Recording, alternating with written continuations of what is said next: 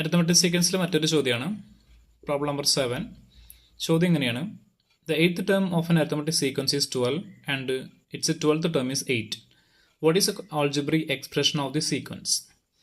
ഈ സീക്വൻസിലത്തെ രണ്ട് ടേംസ് ഇവിടെ തന്നിട്ടുണ്ട്. x8 12ഉം x12 8ഉം ആണ്. നമുക്കിതിൻ്റെ ഓൾജിബ്രിക് എക്സ്പ്രഷൻ എഴുതണം. അപ്പോൾ നമുക്കറിയാം, നമുക്ക് ഓൾജിബ്രിക് എക്സ്പ്രഷൻ എഴുതണമെങ്കിൽ നമുക്ക് എന്തെല്ലാം അറിയണം? ഫസ്റ്റ് ടേം അറിയണം, കോമൺ ഡിഫറൻസ് അറിയണം. നമുക്ക് കോമൺ ഡിഫറൻസ് കൂടെ കണ്ടുപിടിക്കാൻ പറ്റും. Term difference by position difference.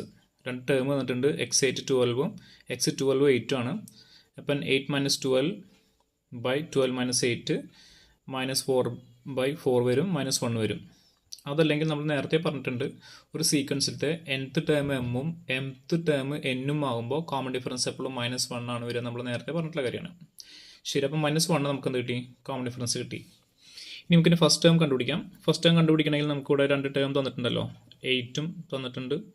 8th term തന്നിട്ടുണ്ട്, അത് 12 ആണ്. അപ്പോൾ 8th ടേമിൽ നിന്ന് 7 കോമൺ ഡിഫറൻസ് സബ്ട്രാക്ട് ചെയ്യുമ്പോൾ നമുക്ക് f കിട്ടും. അപ്പോൾ ഞാൻ x8 - 7d 12 - 7 × -1 7 - -7 ദാറ്റ് ഈസ് 12 + 7. ഈ മൈനസും പ്ലസ് ആയി 12 ആവും, 7 ആവും.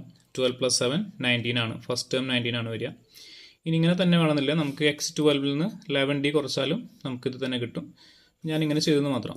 ശരി, ഇനി നമുക്ക് അതിൻ്റെ ഇക്വേഷൻ നോക്കാം. എന്താണ് ഓൾജിബ്രിക് എക്സ്പ്രഷൻ? അല്ലെങ്കിൽ nth ടേം എന്താ?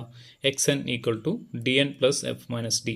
d എന്ന് പറഞ്ഞാൽ -1 ആണ്. -1n പ്ലസ് 11 - d എന്ന് പറഞ്ഞാൽ -1. 11 - -1 11 - -1 എന്ന് പറഞ്ഞാൽ പ്ലസ് ആവും. 11 + 1 20 ആവും. -1n + 20 അങ്ങനെ വരാം. ഓക്കെ, ഞാനതൊന്നും കൂടി മോഡിഫൈ ചെയ്തിട്ട് 20 - n എന്ന് എഴുതി മാത്രമേ ഉള്ളൂ.